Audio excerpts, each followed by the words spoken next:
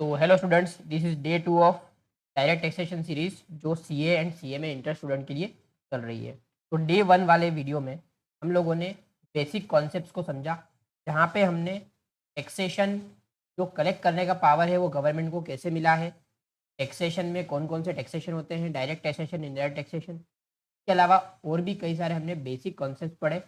Income tax law को समझा कि लॉ के अंदर क्या क्या कंपोनेंट है, income tax act, income tax rule, finance act, circulars, notifications, court के जो जजमेंट्स होते हैं, उन सबको मिलाकर हमको इनकम टैक्स लॉ को पढ़ना है। ठीक है, अब हम यहाँ पे डे 2 में जो शुरू करने वाले हैं, प्रॉपर जो हमारा सब्जेक्ट का पार्ट है, में हम चार्जिंग सेक्शन से शुरू करेंगे और कई सारी इंपॉर्टेंट डेफिनेशंस जो है जो हमको समझनी पड़ेगी before diving into the main subject. तो मेन सब्जेक्ट में जाने से पहले कुछ और कॉन्सेप्ट है जो हमको समझने होंगे। यहाँ पे इनकम टैक्स डिपार्टमेंट की वेबसाइट से मैंने एक सेक्शन निकाला है। तो किसी भी एक्ट के अंदर सेक्शंस होते हैं, ठीक है। अब सेक्शंस के विद इन भी सब कैटेगरीज होती हैं, उनको कैसे रीड किया जाता है, कैसे वो फॉर्म होते हैं, वो हम समझने वाले हैं। तो यहाँ पे मैंने सेक्शन 11 निकाला है। सेक्शन 11 है about income from property held for charitable और रिलीजियस पर्पसेस। ठीक है, बेसिकली जो ट्रस्ट होते हैं, ठीक है, हॉस्पिटल्स और मंदिर, उनके बारे में बता रहे हैं यहाँ पे। उसके रिलेटेड सेक्शन है पूरा का पूरा। जनरली अगर मैं इसका ओवरव्यू दूँ तो क्या होता है कि कोई भी ट्रस्ट अगर है चैरिटेबल पर्पस के लिए, एजुकेशन, हेल्थ के लिए बनाया गया है, ठीक है, तो उसकी जो भी इनकम होती है वो टैक्सेबल नहीं होती, उसके लिए एग्जम्पशन दिए गए हैं। तो सेक्शन स्पेसिफिकली सेक्शन 11 टेबल उसके लिए है। तो सेक्शन 11 को हम देख रहे हैं यहाँ पे, क्या बोल रहे हैं, सेक्शन 11 फिर ब्रैकेट में दे रखा है 1। ठीक है, तो ये सेक्शन तो हमें मालूम है, ये सेक्शन है 11। इसके अलावा यहाँ पे ब्रैकेट में दे रखा है, ब्रैकेट में 1, दिस इज सब, ठीक है, 11 सबसेक्शन 1 दे रखा है। यहाँ पे कुछ चीज़ें कि भाई following income shall not be included in income of the trust. ठीक है, उसके अंडर भी ए बी सी दे रखे हैं। ये तो हो गया सेक्शन, ये हो गया सबसेक्शन। इसके अंडर जो चीज़ें होती है उसको कहा जाता है क्लोज। ठीक है, सेक्शन, सबसेक्शन, क्लोज। क्लोज के अंडर भी यहाँ पे सी के अंडर रोमन 1, रोमन 2 दे रखा है, इनको कहा जाता है पैरा। ठीक है, तो क्या हमारा ऑर्डर बना, सेक्शन होगा, उसकी सब कैटेगरी अगर होगी तो उसको कहा जाएगा सब सेक्शन। इसके कुछ एक्सेप्शन है, हम देखेंगे आगे। फिर सब सेक्शन के अंडर जो कैटेगरी है, सब कैटेगरी, उसको कहा जाएगा क्लोजेस। और क्लोजेस के अंडर भी अगर कोई सब कैटेगरी है तो उसको कहा जाएगा पैरा। ठीक है, पैरा 1 2 3 कुछ भी हो सकता है। ये ए बी सी जरूरी नहीं है कि हमेशा सब सेक्शन में 1 2 3 ही हो, ए बी सी भी हो सकता है। पैरा के अंदर या क्लोज के अंदर भी कुछ भी हो सकता है, A B C D. But आपको दिख जाएगा, जैसे 11 है, सबसे लेफ्ट में दे रखा है, उसके बाद 1 दे रखा है, उसके थोड़ा सा राइट में क्लोजेस दे रखे हैं, और उसके राइट के अंदर क्या दे रखा है, पैरा दे रखा है। तो आपको इस तरीके से पूरा का पूरा दिखेगा। इसके अलावा यहाँ पे एक और वर्ड दे रखा है प्रोवाइडेड। ठीक है, ये प्रोवाइडेड का मतलब क्या है, प्रोवाइडेड का मतलब ये है कि ऊपर दिए गए क्लोज के अंदर अगर आपको कुछ कंडीशन डालनी है एडिशनल, तो आप प्रोवाइडेड करके लिखोगे। इसको बेसिकली कहा जाता है प्रोविजो। क्या कहा जाता है, प्रोविजो। तो ये प्रोविजो का बेसिकली काम क्या है कि अगर आपने ऊपर कुछ बोला है सेक्शन के अंदर कि ये चीज़ होगी, तो अगर आप कंडीशन डालना चाहते हो कि कब होगा, कुछ कंडीशन एडिशनल डालना चाहते हो, तो आप प्रोविजो या प्रोवाइडेड लिखकर आप डाल सकते हो। ठीक है, इसमें अगर इसमें बोला हुआ है कि ऊपर की इनकम जो है वो टैक्सेबल नहीं होगी, बट यहाँ पे बोल रखा है कि provided that board by general और special order has directed in either case that it shall not be included. यहाँ पे बोल रहे हैं कि भाई यहाँ पे क्लोज 1 और 2 का कह रहा है कि ये इनकम टैक्सेबल नहीं होगी, और इन्होंने कंडीशन डाली कब नहीं होगी, कि बोर्ड मतलब जो सीबीडीटी है वो स्पेसिफिकली ऑर्डर निकालेगा तब। मतलब ऊपर के क्लोज लागू कब होंगे, जब ये कंडीशन फुलफिल होगी तब। अगर इनको और एडिशनल कंडीशन डालनी है तो प्रोवाइडेड फर्दर ऐसा लिख के डालेंगे। ठीक है, उसके अलावा एक और है यहाँ पे एक्सप्लेनेशन। एक्सप्लेनेशन का मतलब बेसिकली क्या है कि ऊपर दिए गए सेक्शन के अंदर अगर कोई चीज़ का मतलब ये समझाना चाहते हैं, क्लैरिफिकेशन देना चाहते हैं, तो एक्सप्लेनेशन के हिसाब से दे सकते हैं। जैसे यहाँ पे दे रखा है कि भाई ऊपर क्लॉजेज ए और बी के अंदर कुछ चीज़ दे रखी है, उसको समझाने की बात कर रहे हैं। तो हमने देखा सेक्शन, उसके अंडर सब सेक्शन, उसके अंडर क्लोजेस, उसके अंडर पेरा, उसके अंदर प्रोविजो भी हो सकता है, एक्सप्लेनेशन भी हो सकती है। अब मैंने आपको बोला था कि सब सेक्शन हमेशा सेक्शन के बाद जो दिया है उसको हमेशा सब सेक्शन नहीं बोलेंगे, कुछ एक्सेप्शन है। कुछ एक्सेप्शन क्या है, अगर सेक्शन के बाद दिए गए 1 2 3 जो है वो रिलेटेड है तो उनको सब सेक्शन कहा जाएगा। ठीक है, और सेक्शन के बाद जो 1 2 3 या एबीसी जो भी दे रखा है, अगर दे आर नॉट रिलेटेड, ठीक है, एक दूसरे से उनका कोई मेल नहीं खा रहा है, तो उसको डायरेक्टली क्लोज कहा जाएगा। ठीक है, तो जैसे यहाँ पे सबसेक्शन 1 है, 2 है, 3 है, 1 2 3 जो है वो ट्रस्ट के रिलेटेड ही है पूरा का पूरा, ठीक है, तो उनको सबसेक्शन कह रहे हैं। बट डेफिनेशन का जो सेक्शन है, जनरली किसी भी एक्ट के अंदर जो डेफिनेशन होती है वो सेक्शन 2 में होती है, ठीक है। तो सेक्शन 2 के अंदर बहुत सारे अलग अलग सब कैटेगरीज हैं। तो हर एक सब कैटेगरी को 1 2 3 4 इन सभी को सब सेक्शन ना कह के इनको क्लोज कहा जाता है, मतलब सेक्शन 2 क्लोज 1 2 3 4 5, ठीक है। ऐसे सेक्शन 10 भी है, चला सेक्शन 47 भी है। तो हमें याद क्या रखना है कि अगर कोई सेक्शन है उसके सब कैटेगरीज जो है वो दे आर रिलेटेड तो उनको सब सेक्शन कहेंगे, और दे आर नॉट रिलेटेड तो उनको कहेंगे क्लोजेस डायरेक्टली। वैसे 3 4 सेक्शन ही है, सेक्शन 2 है, सेक्शन 10 है, सेक्शन 47 है। तो ये बेसिक चीज़ हमने देख ली, तो हमें जाननी थी। सेक्शन 11 का पूरा हमने समझ लिया किस तरीके से बना हुआ है। तो सेक्शन 11 मैंने इसलिए चूज़ किया कि यहाँ पे सारी की सारी चीज़ें मेरे पास अवेलेबल थी, ठीक है। अब हम आ जाते हैं हमारे सब्जेक्ट पर। अब हम फॉर्मली सब्जेक्ट को शुरू करने जा रहे हैं। तो किसी भी पर्टिकुलर टैक्स कलेक्शन वाले एक्ट का मेन जो सेक्शन होता है वो होता है चार्जिंग सेक्शन। तो यहाँ पे इनकम टैक्स के अंदर जो चार्जिंग सेक्शन है वो सेक्शन 4 है। तो चार्जिंग सेक्शन बेसिकली क्या होता है कि किसी भी पर्सन या किसी भी इंडिविजुअल या चार्जिंग सेक्शन बेसिकली क्या होता है, ये टैक्स कलेक्ट करने की जो बेसिक कंडीशन है वो प्रोवाइड कर रहा है, ठीक है। तो यहाँ पे सेक्शन 4 क्या बोल रहा है हमें, tax shall B charge at the rate described for the year by annual finance act और द इनकम टैक्स एक्ट। और तो जो रेट्स हैं टैक्स लगाने के लिए, जो रेट्स है वो कहाँ से लिए जाएंगे, एनुअल फाइनेंस एक्ट जो बजट के साथ आता है वो, या फिर इनकम टैक्स एक्ट, या दोनों में जो दे रखे हैं उसके बेस पर आपके रेट डिसाइड होंगे। मतलब एक पर्टिकुलर रेट होगा टैक्स का, वो कहाँ पे दिया रहेगा, फाइनेंस एक्ट में दिया रहेगा या इनकम टैक्स एक्ट में दिया रहेगा। दूसरा point, the charge is on every person, ये जो चार्ज है वो किस पे है, पर्सन पे है, ठीक है। अब ये पर्सन कौन है इसको डिफाइन कर रखा है 231 में। तीसरा, tax is chargeable on the total income, भाई टोटल इनकम क्या होती है उसको भी डिफाइन कर रखा है। अर्नड, कमाया है कब, during the previous year and not in the assessment year, ठीक है। ये प्रीवियस ईयर क्या है इसको भी हम समझेंगे, कुछ एक्सेप्शन भी है वो एक्सेप्शन भी देखेंगे। लास्ट में दे रखा है tax shall be levied in accordance with the subject to the provisions contain in the act. Tax लगेगा, बहुत सारे अलग अलग प्रोविजन है उनको हमको पढ़ना पड़ेगा, ठीक है। क्या बोल रहे हैं, this section is backbone of the law of income tax, so far it serves as the most operative provision. ये तो मैंने बताया जैसे ही कि भाई ये जो है हमारा सबसे मेन सेक्शन है। अब हम यहाँ पे कई सारे वर्ड्स हैं इनको समझेंगे, रेट हम देखेंगे बाद में, पर्सन, टोटल इनकम, ठीक है। ये दो चीज़ों को अभी समझते हैं। पहले पर्सन को डिफाइन किया गया है सेक्शन 231 में, ठीक है। तो यहाँ पे पर्सन में कौन कौन लोग आते हैं, तो पर्सन में आता है इंडिविजुअल, मतलब हमारे जैसे लोग, HUF हिंदू अनडिवाइडेड फैमिली। तो कई बार इंडिया के अंदर अनडिवाइडेड फैमिली मतलब जो एक तरह से जॉइंट फैमिली है वो बिजनेस कर रही है, तो उस बिजनेस की इनकम को HUF की कैटेगरी में असेस किया जाता है, मतलब टैक्स किया जाता है। फिर आता है कंपनी, कंपनी हमको मालूम है प्राइवेट लिमिटेड, पब्लिक लिमिटेड, इसमें भी हम डिटेल में देखेंगे। फर्म जो होती है, पार्टनरशिप फर्म की बात कर रहे हैं, इसके अंदर फर्म के साथ साथ LLP भी आ जाती है। LLP मतलब limited liability partnership. AOP BOI, तो AOP का मतलब होता है एसोसिएशन ऑफ पर्सन, और BOI का मतलब होता है बॉडी ऑफ इंडिविजुअल्स। एक तरह से हम शॉर्ट में इसको समझते हैं, अभी बाद में हम डिटेल में समझेंगे। AOP BOI में एक तरह से बॉडी ऑफ इंडिविजुअल में कई सारे लोग मिलके अपने कॉमन पर्पस के लिए कोई काम कर रहे हैं, जैसे गणपति का पंडाल लगाया है, मिलके कुछ ऐसा कर रहे हैं कि मिलके सामान खरीद रहे हैं ताकि सबका फ़ायदा हो। उसके अलावा आता है लोकल अथॉरिटी, बेसिकली ये म्यूनसिपालिटी वगैरह जो होती है, आपके ग्राम पंचायत वगैरह हो गए, वो लोकल अथॉरिटी के रूप में पर्सन के कैटेगरी में आता है। उसके बाद में आता है आर्टिफिशियल जुरिडिकल पर्सन। इन सब कैटेगरी में अगर कोई पर्सन नहीं आ रहा है तो वो इस कैटेगरी में आएगा।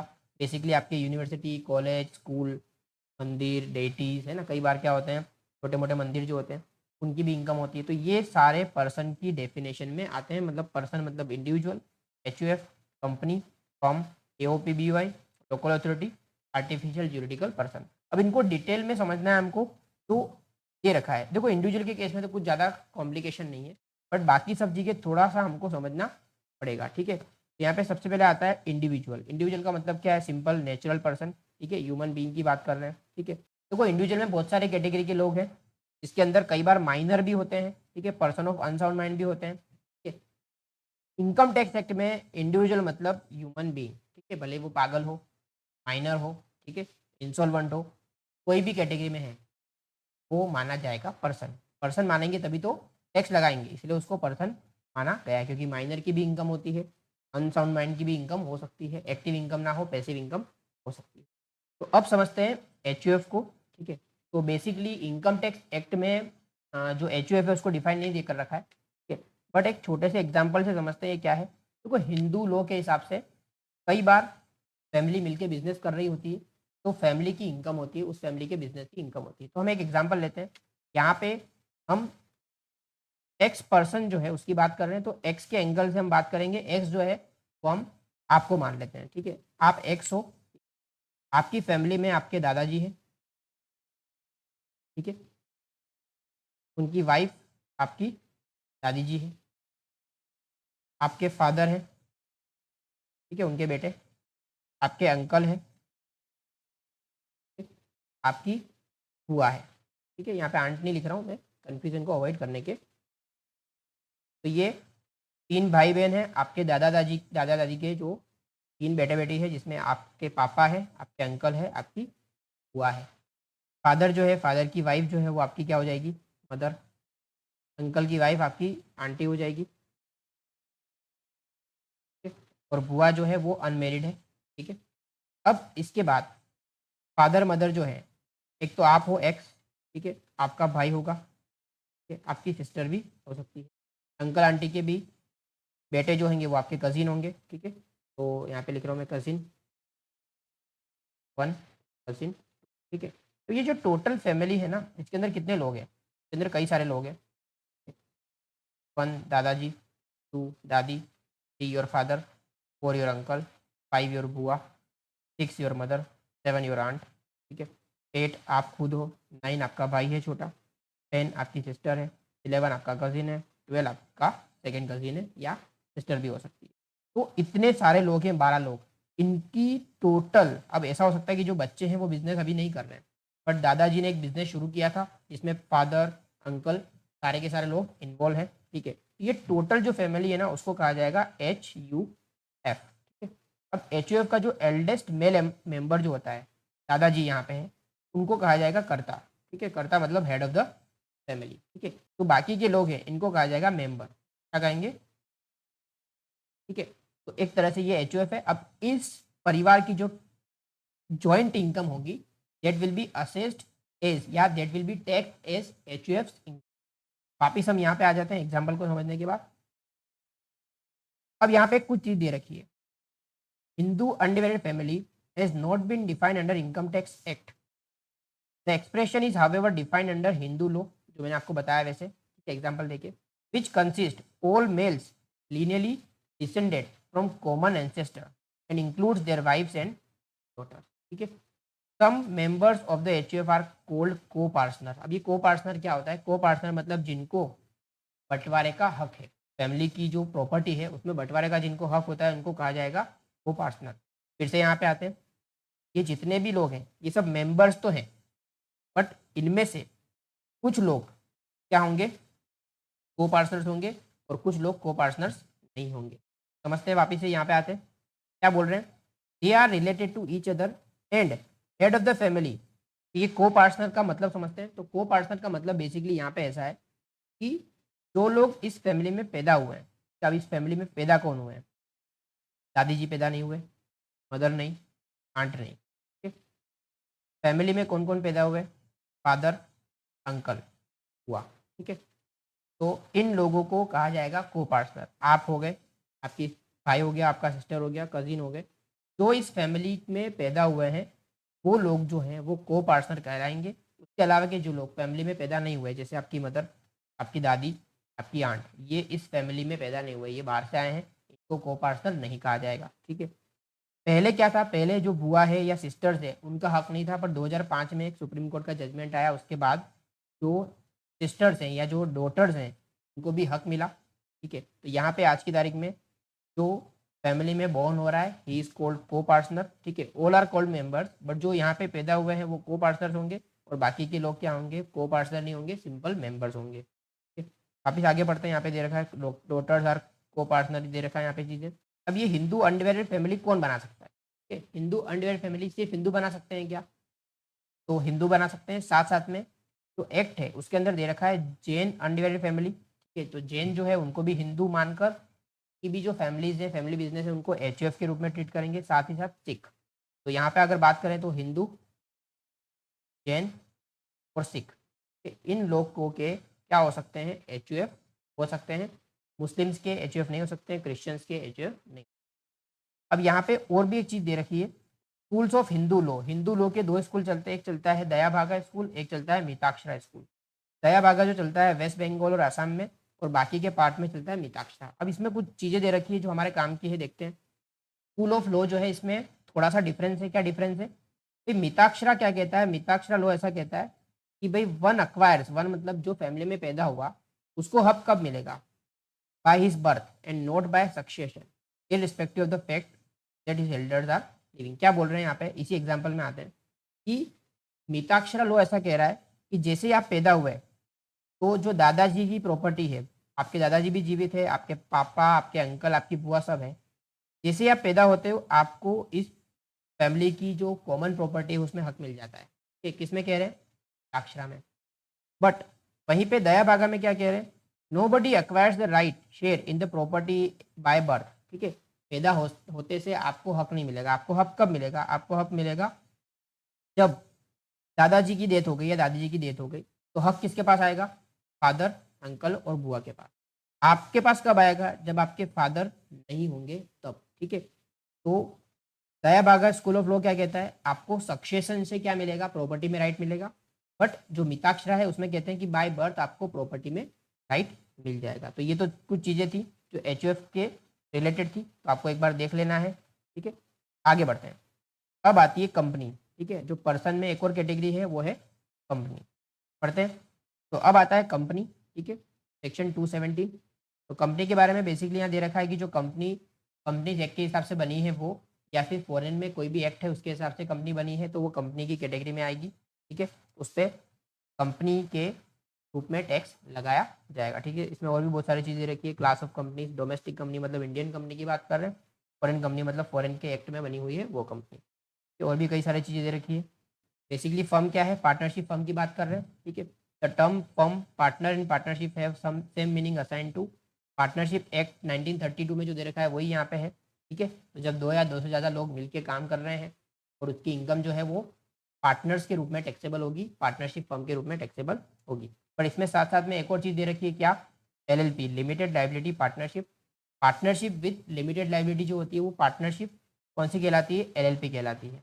एलएलपी जो है वो भी फर्म की कैटेगरी में ही टैक्सेबल।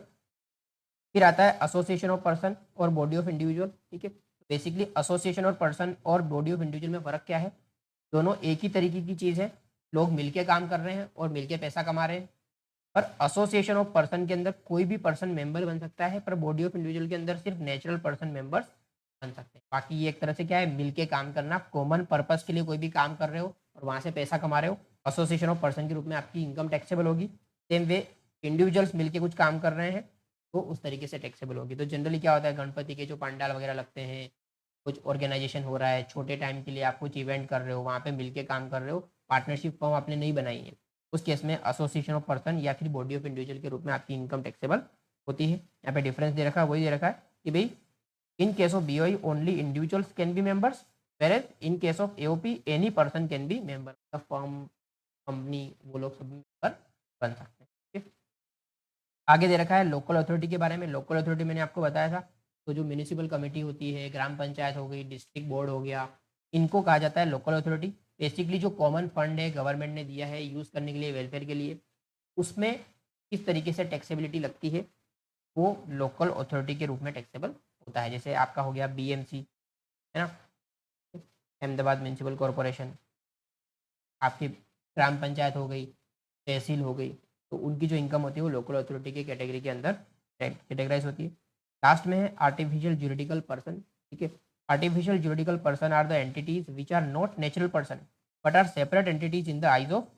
ठीक है, अगर ऊपर की कैटेगरी में नेचुरल पर्सन तो नहीं है, बट उसके अलावा की कैटेगरी में मतलब कंपनी, फर्म, एओपी, बीवाई की कैटेगरी में अगर आप नहीं आ रहे हो, लोकल अथॉरिटी की कैटेगरी में नहीं आ रहे हो, तो आप कैटेगराइज होंगे आर्टिफिशियल ज्यूरिडिकल पर्सन के कैटेगरी में। Generally statutes, bar council, universities, boards, ये सब किस में आता है, आर्टिफिशियल जुडिकल पर्सन में आएगा। ठीक है, तो ये हो गई हमारी पर्सन की डेफिनेशन, जिसके अंदर हमने क्या देखा, इसके अंदर हमने इंडिविजुअल,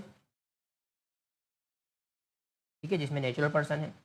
दूसरा हमने देखा HUF, उसके बाद हमने देखा AOP या फिर POI, उसके बाद मैंने देखा फर्म, फर्म के अंदर पार्टनरशिप फर्म भी आ गई, ठीक है, या फिर LLP भी आ गई। उसके बाद हमने देखा कंपनी, ठीक है, कंपनी में सारी तरह की company, Indian company, foreign company.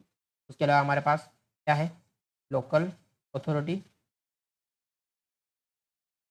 Last में है AJP, artificial artificial juridical person, जो ऊपर कहीं पे नहीं आ रहा है। ठीक है, इंडिविजुअल में तो आप हो गए खुद, HUF में आपकी फैमिली हो गई। HUF में कौन कौन से, हिंदू अनडिवाइडेड फैमिली भी हो सकती है, जैन अनडिवाइडेड फैमिली भी हो सकती है, और सिख भी हो सकती है। इस्लाम और क्रिश्चियनिटी में ऐसा कोई कंसेप्ट नहीं है। AOP BOI, AOP मतलब एसोसिएशन ऑफ पर्सन, जहाँ पे कोई भी पर्सन कॉमन पर्पस के लिए जुड़ सकता है, और इनकी जो जॉइंट इनकम होती है वो AOP के रूप में टैक्सेबल होगी। BOI में मैंने आपको बता दिया कि इंडिविजुअल्स ही मेंबर्स बन सकते हैं। जनरली जो आपकी हाउसिंग सोसाइटीज़ होती है वो इसमें आती है। ठीक है, गणपति के पंडाल लगते हैं, नवरात्रि के पंडाल लगते हैं, ये सब। फर्म में आप पार्टनरशिप फर्म, LLP, कंपनी के अंदर Indian company, foreign company, local authority में आपको मैंने बता दिया, आपके बोर्ड हो गए, म्यूनसिपाल्टी, पंचायत, AJP में आपके यूनिवर्सिटी, और इस तरीके के जो बार काउंसिल, ICI, ये सब आएंगे। तो ये हो गई हमारी पर्सन की डेफिनेशन। तो हम वापस से यहाँ पे आते हैं, तो हमने पर्सन की डेफिनेशन पढ़ ली। अब यहाँ पे एक और वर्ड है असेसी। ठीक है, तो असेसी और असेसमेंट, असेसमेंट का जो वर्ड है वो दे रखा है यहाँ पे हमेशा। असेसमेंट का मतलब क्या होता है वो समझते हैं।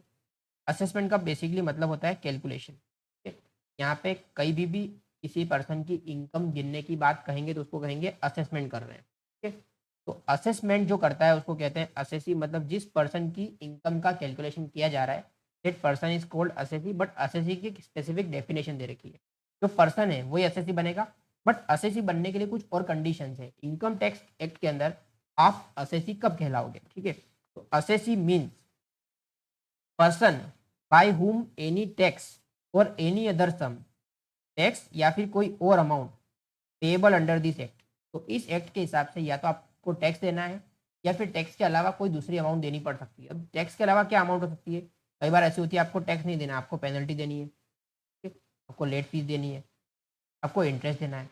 ठीक है, आप पे कुछ पेनल्टी लगाई जा रही है, आपको टैक्स नहीं देना है बट आपको पेनल्टी देनी है, लेट फीस देनी है, इंटरेस्ट देना है, तो भी आप क्या कहलाओगे, असेसी। ठीक है, इन एडिशन इट इंक्लूड्स, तो आपको अगर इनकम टैक्स के हिसाब से टैक्स देना बनता है, पेनल्टी देनी बनती है, लेट फीस देनी बनती है, इंटरेस्ट देना बनता है, या और भी कोई अमाउंट देनी बनती है, तो आप असेसी हो।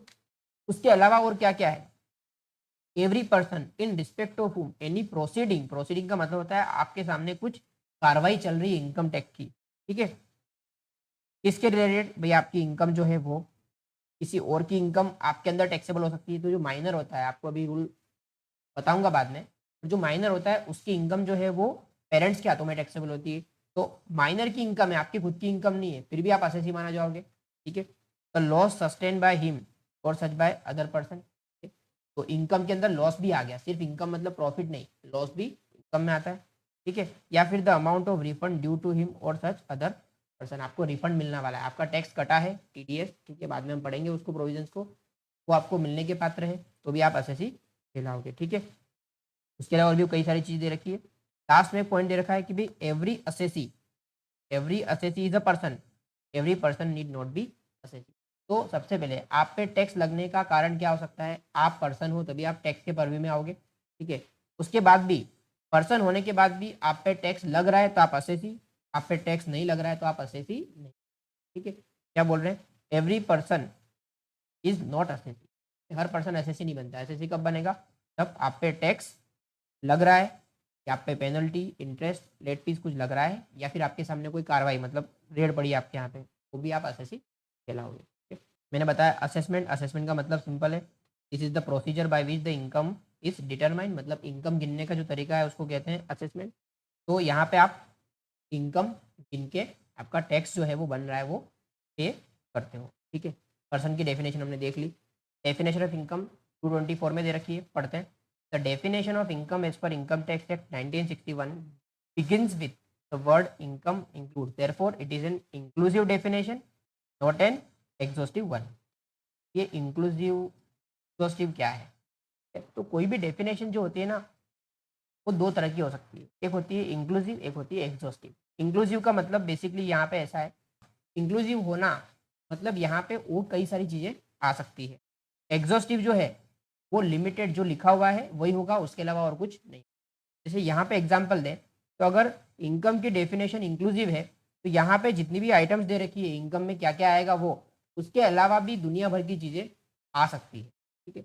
बट अगर ये एग्जॉस्टिव होती तो यहाँ पे जो लिखा है वही इनकम होगी, उसके अलावा दूसरी कोई इनकम होगी। Such definition does not confine to the scope of income but leaves room for more inclusion। क्या बोल रहे हैं, इंक्लूसिव डेफिनेशन होगी तो और भी कई सारी चीजें यहाँ पे आ सकेगी, ठीक है। 224 में एक लिस्ट तो दे रखी है, उसके अलावा भी चीजें हो सकती है। वो लिस्ट में क्या क्या दे रखा है हम समझते हैं। सबसे पहला प्रॉफिट्स एंड गेन, ठीक है। आप कोई काम कर रहे हो, सेल परचेस कर रहे हो, वहां से आपको फायदा हुआ, आपने कोई चीज़ बेची जिसके अंदर आपको फायदा हुआ, प्रॉफिट एंड गेन जाएगा। डिविडेंड क्या होता है, बेसिकली शेयर खरीदते हो तो शेयर के बदले कंपनी जो है वो डिविडेंड अनाउंस करती है और पे करती है, वो आ गया। The value of any perquisite और profit in lieu of salary taxable under section 17। ये सेक्शन अभी हम लोग इग्नोर करेंगे। क्या बोल रहे हैं, एनी परक्यूजिट और profit in lieu of salary. अब कोई आदमी नौकरी कर रहा है, उसको सैलरी मिलती है, बट कई बार क्या होता है सैलरी के अलावा कंपनीज उनको एक्स्ट्रा पैसे देती है, प्रॉफिट शेयरिंग देती है, कमीशन देती है, तो कम मानी जाएगी, ठीक है। अब वो इनकम टैक्सेबल होगी नहीं होगी वो हम बाद में पढ़ेंगे, अभी हम लोग सिर्फ इनकम होगी कि नहीं होगी वो चीज़ देख रहे हैं। ऑफ एन ऑफिस और एम्प्लॉयमेंट, ठीक है। तो और भी कुछ, ठीक है, आने जाने का भाड़ा दे रहे हैं आपको, कन्वेंस अलाउंस दे रहे हैं, तो वो आ गया। Any allowance granted to assist to meet his personal expenses. Personal expense मतलब क्या हो गया, आपको ड्राइवर दे रहे हैं, आपके घर में काम करने के लिए आदमी भेज रहे हैं, तो वो भी इनकम मानी जाएगी, ठीक है। और भी यहाँ पे कुछ चीज़ दे रखी है वो हम नहीं देख रहे हैं, ठीक है, ये सैलरी के रिलेटेड है। आगे देखते हैं, profits and gains of business और प्रोफेशन। बिजनेस जहाँ पे आप मैन्युफैक्चरिंग ट्रेडिंग कर रहे हो, प्रोफेशन जहाँ पे आप सर्विसेज प्रोवाइड कर रहे हो, वहाँ से मिलने वाला प्रॉफिट या जो गेन्स है वो इनकम माना जाएगा। Deemed profits chargeable to tax under section 41 to 59। तो 41 टू 59 में कई चीज़ें ऐसी है जो डीम्ड प्रॉफिट माना जाएगा, आपने कमाया नहीं है फिर भी आपको को इनकम माना जाएगा। उसके अलावा the value of any benefit और परक्यूजिट टैक्सेबल अंडर सेक्शन 28, यहाँ पे भी कुछ दे रखा है चीज़ें। Any capital gain chargeable under section 40। Capital gain basically ऐसा होता है कि आप कोई कैपिटल असेट, मतलब जो आप जिसमें डील नहीं कर रहे हो, जो आपके लिए स्टॉक नहीं है, वैसी कोई चीज़ खरीदते हो, जैसे land, building, plant and machinery कुछ खरीदा, उसको अगर बेच रहे हो आप, तो 100 में खरीदा, अगर 200 में बेचा तो 100 जो है उसको कहेंगे कैपिटल गेन, और वो भी इनकम मानी जाएगी। इसके अलावा important point, any winnings from lotteries, crossword puzzles, races including horse races, card games, other games of any sort, or from gambling, betting of any form of nature whatsoever for this purpose। आगे कुछ चीज़ें दे रखी है तो पहले समझ लेते हैं। विनिंग फ्रॉम लॉटरीज, ठीक है, तो स्टेट गवर्नमेंट जो है कई बार लॉटरीज निकालती है। रिसेंटली पंजाब या राजस्थान गवर्नमेंट की लॉटरी थी, उसके अंदर कोई रिक्शा ड्राइवर जो है ही वॉन 7 करोड़, तो वो भी इनकम मानी जाएगी। क्रॉसवर्ड पजल, ठीक है, तो कई सारी गेम्स होती है, पेपर में आती है, न्यूज़पेपर में, वहाँ पे आपने क्रॉसवर्ड पजल भर के दिया और आपको इनकम कुछ मिला है या आपको कुछ इनाम मिला है, वो भी इनकम है। रेसेस, हॉर्स रेस में पैसा लगा रहे हो आप, घोड़े की रेस में, कैमल की रेस में पैसा लगा रहे हो आप, वहाँ से जीते हो। कार्ड गेम्स, ठीक है, कसिनो में जाके आपने कार्ड गेम खेले और वहाँ से आपने कुछ कमाई की है। अदर गेम्स, और भी कई सारी गेम्स होती हैं उसमें आपने पैसा जीता है। गैमलिंग, कि आपने सट्टा लगाया है। गैमलिंग बेसिकली कसिनो की बात कर रहे हैं यहाँ पे, इलीगल गैमलिंग की बात नहीं चल रही है। लॉटरी का मतलब क्या है, lottery includes winning from prizes awarded to any person by draw of lots, ठीक है, चिट्ठी निकलती है और जिसको इनाम मिला उसको बोलते हैं लॉटरी। कार्ड गेम बेसिकली क्या है, पत्तों की जो गेम होती है, ताश की गेम, ठीक है। उसके अलावा भी और कई कई सारी चीज़ें होती है, जैसे केबीसी में कोई जाके जीता पैसा, ठीक है, तो वो भी इसमें कैटेगराइज होगा। इसके अलावा गेम्स में और भी क्या चीज़ें आती है, जैसे आप वो ड्रीम 11, ठीक है, और बहुत सारी चीज़ें होती है।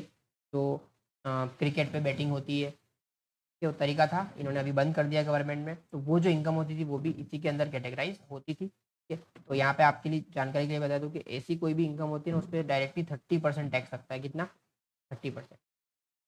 अभी इनकम की बात कर रहे हैं तो पढ़ते हैं आगे। Any sum received by assessee from his employees, contribution to any fund or superannuation fund or employee state insurance fund or any other fund for the welfare of such employees।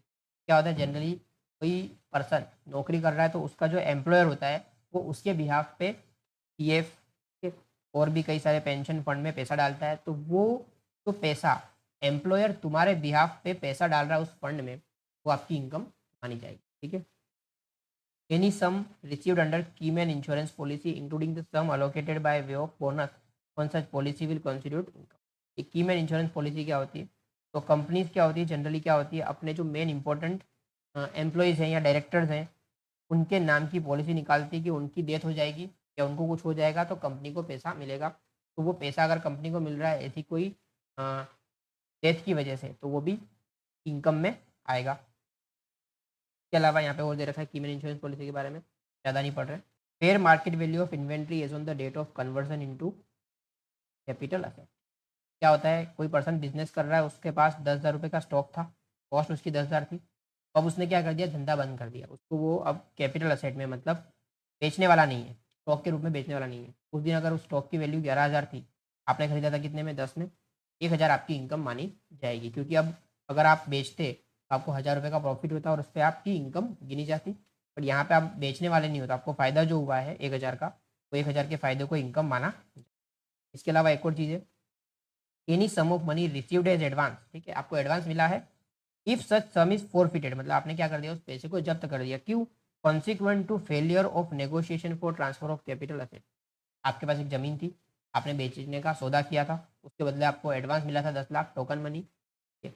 अब वो जो सौदा था वो कैंसिल हो गया, आगे बढ़ने वाला नहीं है, और आपने कंडीशन की थी कि भाई सौदा अगर नहीं होगा फिर भी जो पैसा आपको एडवांस मिला है वो आप वापिस नहीं करोगे। तो वो जो अमाउंट आपके पास रह गई, आपका फ़ायदा हुआ, ठीक है, उस फायदे को इनकम माना जाएगा। सिंपल चीज़ है, इनकम टैक्स के अंदर आपने पैसा बचाया तो भी इनकम, और आपको कुछ पैसा मिला तो भी इनकम। ठीक है, टैक्स लगना नहीं लगना सेकेंडरी चीज़ है, अभी आप पैसा कमा रहे हो या बचा रहे हो वो आपकी इनकम मानी। आगे, एनी सम ऑफ मनी और value of property received without consideration. ठीक है, क्या बोल रहे हैं, आपको पैसा या फिर प्रॉपर्टी मिली है विदाउट कंसिडरेशन, मतलब फोकट में, फ्री में आपको कुछ मिला है, और फॉर इनएडिक्वेट कंसिडरेशन, या फिर कम प्राइस में मिला है, 1,000 की चीज़ आपको 100 रुपये में मिल गई। मैंने बोला ना अभी आपको, इनकम टैक्स जो है क्या बोलता है, आपने पैसा कमाया या बचाया, आपका फ़ायदा हुआ है ना, तो हमको उस पर टैक्स चाहिए। टैक्स कलेक्ट करने के लिए पहले इसको इनकम बनाएंगे। तो यहाँ पे क्या बोल रहे हैं, आपको कोई पैसा या प्रॉपर्टी बिना पैसे के, मतलब फ्री में मिली है, कुछ दिए बिना, या फिर कम पैसे में मिली है, तो वो भी आपकी इनकम मानी जाएगी। बेसिकली यहाँ पे गिफ्ट भी इंक्लूड हो गया। गिफ्ट जो होता है ना, गिफ्ट कैसे मिलता है, आपको बिना किसी सामने कुछ चीज़ दिए गिफ्ट मिलता है। ठीक है, तो ये गिफ्ट भी इसमें कैटेगराइज होगा। आगे, एनी कॉम्पेंसेशन और अदर पेमेंट ड्यू टू और received by person in connection with termination of his employment. क्या बोल रहे हैं, आपको नौकरी से निकाला गया है, ठीक है, या फिर आपका modification of the terms and condition relating to thereto. आप किसी जगह पे नौकरी कर रहे थे, आपको निकाल रहे हैं, आपको कुछ लमसम पैसा दे रहे हैं, वो इनकम। ठीक है, आपको निकाल नहीं रहे, बट आपकी जो पहले से आपको एग्री किया हुआ था कि भाई आपको इतना सैलरी मिलेगा, ठीक है, और वो बेनिफिट या वो सैलरी आपकी कम कर दे रहे हैं, बोल रहे हैं कि एक साथ इतना पैसा ले लो, आप नौकरी चालू रखो, तो वो भी इनकम मानी जाएगी। आगे, sum received including the amount allocated by way of bonus under the LIP। LIP मतलब लाइफ इंश्योरेंस पॉलिसी की बात कर रहे हैं, अदर देन ULIP और keyman insurance policy which is not exempt. ठीक है, यहाँ पे बेसिकली बोले जा रहे हैं कि भाई आपने इंश्योरेंस पॉलिसी ली है और उस पर आपको इंश्योरेंस कंपनी ने कुछ पेमेंट किया है, तो वो आपकी इनकम मानी जाएगी।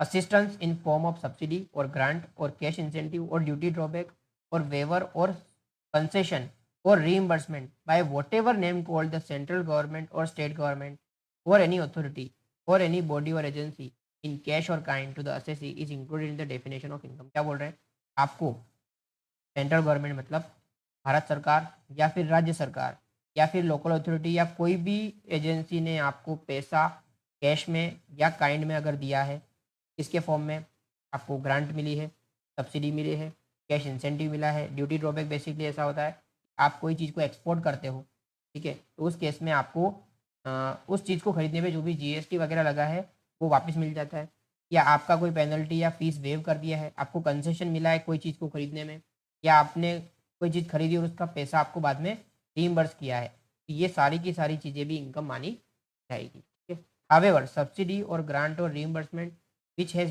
been taken into account for determination of actual cost of depreciable asset in accordance with shall not be included in the definition of income. ठीक है, ये हम आगे पढ़ेंगे और चीज़ें। तो इनकम की डेफिनेशन हमने पूरी की पूरी देख ली। इसके अंदर टोटल 19 पॉइंट्स दे रखे हैं। इसके अलावा भी कई सारी चीज़ें आपको देखनी होती है कि भाई जो इनकम है क्या रेगुलर मिलेगा तो ही इनकम माना जाएगा कि कैजुअल रिसिप्ट भी इनकम मानी जाएगी। तो कैजुअल इनकम भी रिसिप्ट मानी जाती है, रेगुलर होना ज़रूरी। इसके अलावा revenue receipt versus capital receipt पे, रेवेन्यू रिसीट मतलब रेगुलर जो मिल रही है वही इनकम टैक्सेबल होगी या वही इनकम इनकम होगी कि कभी कभार आपने कोई चीज़ असेट बेच दी और उस पर आपको पैसा मिला, उसको कैपिटल रिसीट को भी इनकम माना जाएगा। Net receipt versus gross receipt, generally जो नेट रिसीट है तो इनकम माना जाता है। ग्रॉस रिसीट में कई सारी, फॉर एग्जाम्पल आपने जीएसटी भी लिया है तो वो आपकी इनकम नहीं मानी जाएगी। इसके अलावा ड्यू बेसिस, रिसिप्ट बेसिस भी पैसा आपको अभी तक मिला नहीं है। फॉर एग्जाम्पल आपने एफडी रखी है बैंक में, बैंक ने इंटरेस्ट क्रेडिट कर दिया है but it has not been received by you, फिर भी वो इनकम माना जाएगा। ठीक है, तो अलग अलग जगह पे अलग अलग चीज़ें दे रखी है। इसके अलावा और भी कई सारी चीज़ें हैं कि भाई शेयर सिक्योरिटी बेचते हो, शेयर्स और सिक्योरिटी सेल परचेस का काम कर रहे हो तो वो इनकम मानी जाएगी कि नहीं मानी जाएगी, प्रॉफिट है तो। क्या सिंगल ट्रांजेक्शन है वो उसको इनकम माना जाएगा कि नहीं मानेगा, या बिजनेस की इनकम मानी जाएगी कि नहीं मानी, ये रखी है। इसके अलावा लिक्विडेटेड डैमेजेस, आपको कुछ अम, नुकसान हुआ और नुकसान की भरपाई किसी ने करके दी है तो वो इनकम मानी जाएगी कि नहीं मानी। ठीक है, गिफ्ट्स वगैरह को इनकम माना जाएगा कि नहीं माना जाएगा, तो ये सब चीज़ें दे रखी है। तो इनकम की डेफिनेशन हमने पढ़ ली। तो अब हम कुछ और पॉइंट समझते हैं। सबसे पहले आपकी डेफिनेशन के हिसाब से इनकम डिसाइड हो गई। अब जो इनकम है वो टैक्सेबल होगी कि नहीं होगी, उसके लिए आपको चेक करना पड़ेगा। तो या तो वो टैक्सेबल होगी इनकम, या फिर नॉट टैक्सेबल होगी। अब नॉट टैक्सेबल मतलब क्या होता है, बेसिकली यहाँ पे उसको कहा जाता है एग्जम्प्ट। ठीक है, तो यहाँ पे सेक्शन 10 जो है वो पूरा का पूरा एग्जम्प्ट इनकम का सेक्शन है। अगर जो इनकम आपने कमाई है वो अगर एग्जम्प्ट इनकम की डेफिनेशन में फॉल हो रही है, दैट मीन्स कि उस पर टैक्स नहीं लगने वाला है। अदरवाइज जो आपकी टैक्सेबल इनकम की कैटेगरी में आती है उस पर टैक्स भरना है कि नहीं भरना हो बात की बात है, पहले आपको क्लासिफिकेशन करना पड़ेगा। अब क्लासिफिकेशन में बेसिकली क्या होता है, जो सारी की सारी इनकम है वो टोटल 5 कैटेगरी में डिवाइड किया है। छठवां जो कैटेगरी है वो है एग्जम्प्ट इनकम की कैटेगरी। तो टोटल इनकम जो है वो 6 कैटेगरी में डिवाइड होगी। 5 जो होगी वो टैक्सेबल की कैटेगरी है और जो 1 जो है वो नॉट टैक्सेबल या फिर एग्जाम की कैटेगरी है। एग्जाम की कैटेगरी को हम स्पेसिफिकली देखेंगे बाद में। अभी हम जो मेन 5 कैटेगरी है उसको समझते हैं। तो सबसे पहले जो आपकी इनकम होती है वो फॉल होती है सैलरीज में। ठीक है, अगर कोई पर्सन कमा रहा है इनकम जहाँ पे जिससे पैसा मिल रहा है उसके और आपके बीच एम्प्लॉयर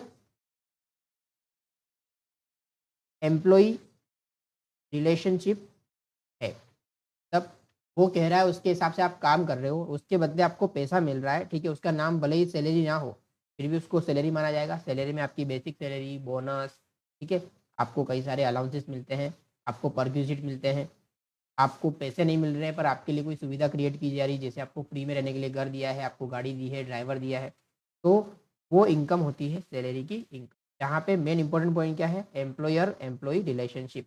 ठीक है, ये होगा तभी जाके उस इनकम को सैलरी के रूप में टैक्सेबल की जाएगी। ठीक है, अब ये अलग अलग हेड क्यों है वो बाद में हम समझेंगे। ठीक है, क्योंकि हर एक हेड की जो इनकम है वो अलग अलग कैटेगरी की अलग अलग टाइप की इनकम है, उसकी जो टैक्सेबिलिटी है वो भी अलग तरह से होती है। इसलिए सबसे पहले हम सैलरी में डालेंगे इनकम को अगर सैलरी है तो। दूसरा जो हेड आता है वो है हाउस प्रॉपर्टी। क्या है, हाउस प्रॉपर्टी। तो बेसिकली आपको रेंट की इनकम मिल रही है, rent from property owned by assessee. Assessee की ओनरशिप की कोई प्रॉपर्टी है वहाँ से आपको रेंट मिल रहा है तो वो हाउस प्रॉपर्टी में टैक्सेबल में टैक्सेबल होगा, हाउस प्रॉपर्टी में। तीसरी जो कैटेगरी है वो है पीजीबीपी। पीजीबीपी बेसिकली क्या है, profits and gains from business और प्रोफेशन। तो आप बिजनेस कर रहे हो या फिर प्रोफेशन कर रहे हो, वहाँ से आपको प्रॉफिट्स या गेन्स मिला, वो इस पर्टिकुलर हेड में टैक्सेबल होगा। ठीक है, उसके बाद आता है कैपिटल गेन्स। क्या आता है, कैपिटल गेन्स। तो बेसिकली कैपिटल गेन्स क्या है, तो कैपिटल असेट सेल कर रहे हो और वहाँ से आपको गेन या फिर लॉस हुआ है, वो इस हेड में टैक्सेबल होगा। अब कैपिटल असेट क्या होती है उसकी डेफिनेशन दे रखी है। कैपिटल असेट का मतलब ये है कि आपका स्टॉक नहीं है वो, आपने लॉन्ग टर्म के लिए लिया है, जहाँ पे plant machinery land and building, ठीक है, शेयर सिक्योरिटी होना, ये सब कुछ आ सकता है। वो हम डिटेल में पढ़ेंगे जब इस पर्टिकुलर हेड को पढ़ेंगे तब।